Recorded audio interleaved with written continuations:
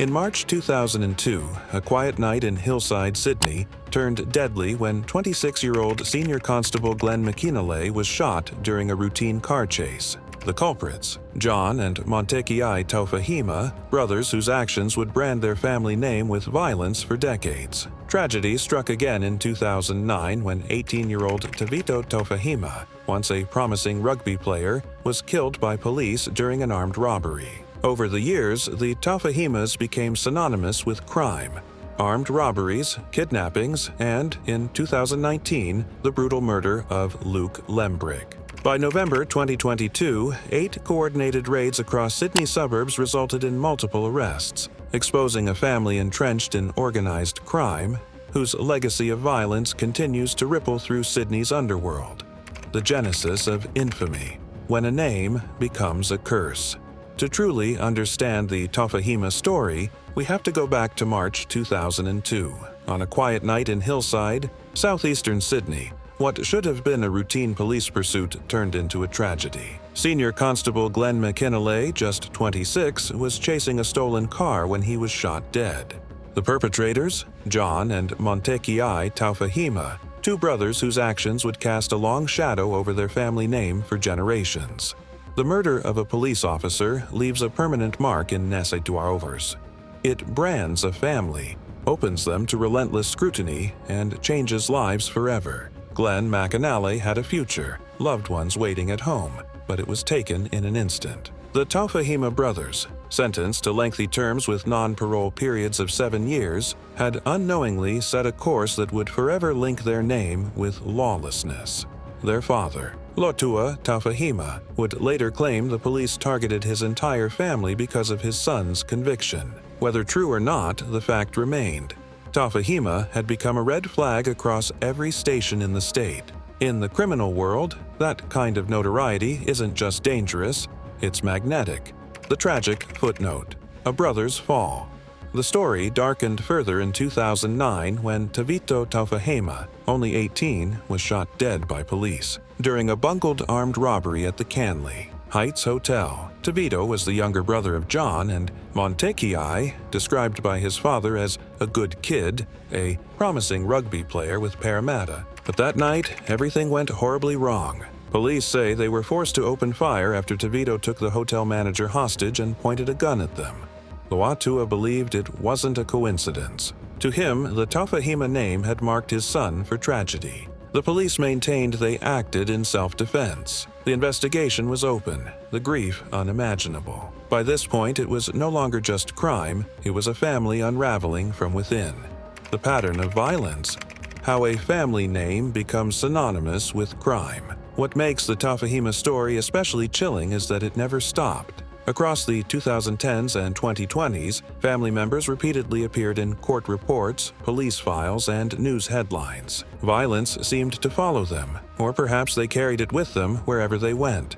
By November 2022, police were ready to act. Simultaneous raids swept through Sydney suburbs: Revesby, Lidcombe, Strathfield, Girraween, Villawood, Botany, North Ryde, and Homebush. The operation was precise and coordinated. 4 men were arrested, including a 29-year-old Tophahema and his 17-year-old nephew. The allegations were severe. Police accused them of a violent home invasion in Caddons and a terrifying kidnapping in Ryde, where a man was assaulted at gunpoint in a car park. Investigators warned that these weren't isolated crimes. They were signs of a family increasingly bold, organized, and dangerous, ready to escalate their criminal reach even further. The Luke Lembrich murder, when crime becomes personal. By 2019, the Taufahema saga had reached one of its darkest chapters: the murder of Luke Lembrich, a 29-year-old who only wanted a quiet night at home. This case shows how organized crime can reach into ordinary lives and destroy them in ways no one could anticipate. The events read like something out of a grim screenplay. 4 months before the attack, a woman named Lisa Ann Price went on a Tinder date with Luke. During that evening, she noticed something that would seal his fate: bundles of cash and cocaine in his home. Desperate herself, about to be evicted, Price told Joseph Nimi about it. Name then recruited Bilal Rahim to drive and Viliami Taufahema to break in and steal. That night, Luke fought back. He refused to hand over the money. The intruders responded with brutal violence. He was stabbed 5 times and died in the arms of his terminally ill mother. His last words to a police officer were chilling. "I'm dying. They stabbed me." The court case was emotionally devastating. Justice Sarah McNaughton couldn't determine exactly who delivered the fatal blow, but she ruled that Viliami Taufahema clearly foresaw the potential for grievous harm when he broke into Luke's home. In November 2024, justice came, but it could never bring Luke back. Viliami Taufahema was sentenced to 23 years in prison, with a non-parole period of 16 years and 6 months. His co-offenders received between 8 and 8.5 years. A young life was stolen, a mother's final days scarred, and the Tophahima name was stained even further. The bigger picture: Sydney's organized crime landscape. To fully grasp the impact of the Taufahema arrests, you need to zoom out and look at Sydney's underworld as a whole. The city isn't ruled by a single mafia-style family. Instead, it's a complex network of rival factions, each fighting for control over drugs, protection rackets, and violent turf disputes. Back in the 1980s, Sydney endured the Gangland Wars, a brutal period of murders and power struggles that shaped the criminal scene.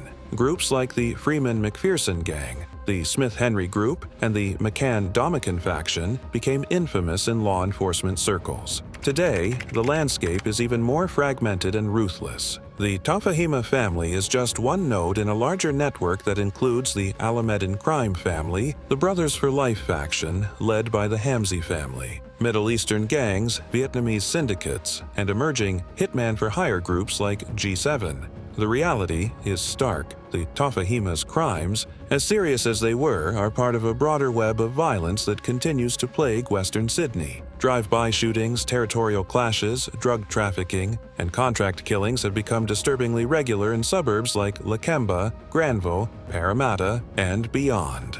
The November 2022 raids, a coordinated strike. In November 2022, police executed 8 simultaneous raids across Sydney, marking a pivotal moment in the ongoing battle against organized crime. This wasn't a small operation targeting a handful of low-level offenders. It was a carefully planned, intelligence-driven strike aimed at dismantling a criminal network before it could spiral even further out of control. The raids worked exactly as authorities hoped. By acting decisively, they prevented what police feared could have been a new wave of violence. The arrests sent a clear message: no crime family, no matter how entrenched, is untouchable. Even the most sophisticated organized crime operations can be disrupted when law enforcement acts on solid intelligence. But there's a sobering reality. Every Tophahima member taken into custody may mean another relative is already on the same path. This isn't just about one generation. It's a cycle that repeats itself, fueled by poverty, exposure to violence, gang ties, and a family culture that normalizes disrespect for the law.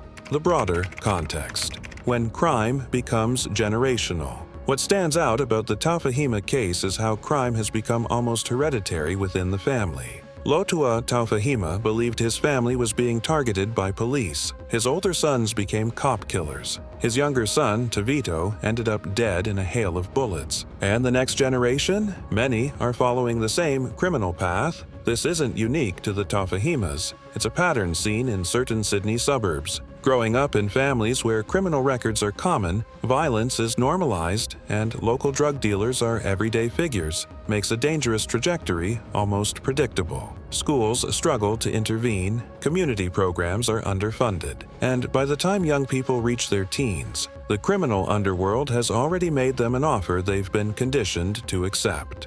The human element.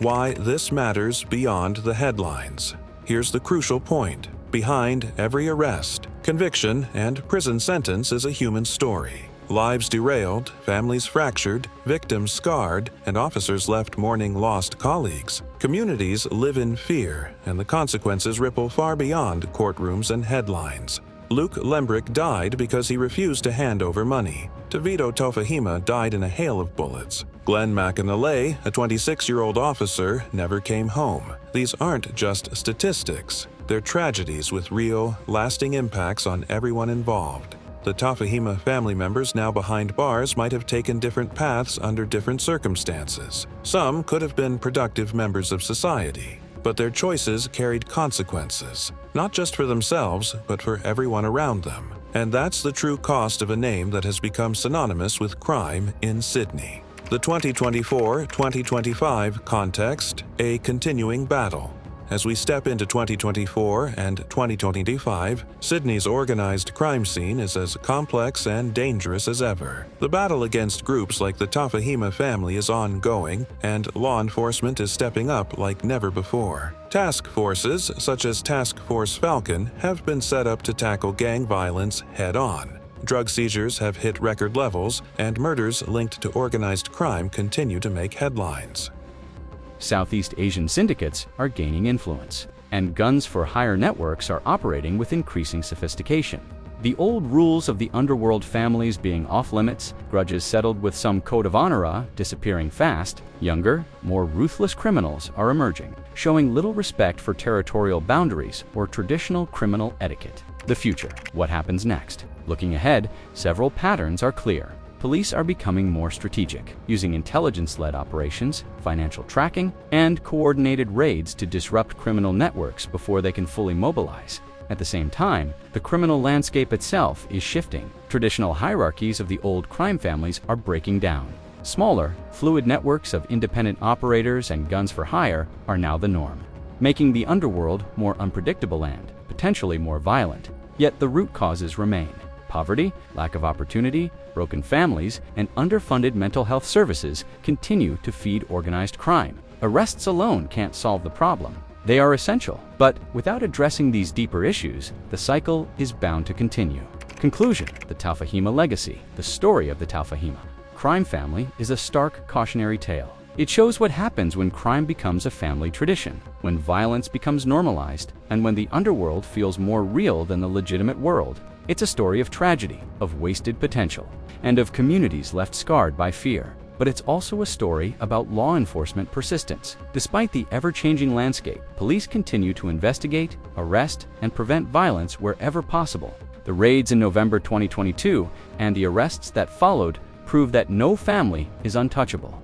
For viewers, the Taufahema saga is a reminder that organized crime is never victimless. It destroys lives, the lives of perpetrators, victims, and the wider community. It shows how powerful family influence can be, and how once you're trapped in the underworld, escaping becomes harder with every passing year. The Sydney underworld will continue to evolve. New players will rise, existing networks will adapt, but one truth remains: the Taufahema name, once feared across Western Sydney, is now synonymous with arrests. Perhaps the most compelling part of their story isn't how far they arose, it's how their power ultimately led to their downfall.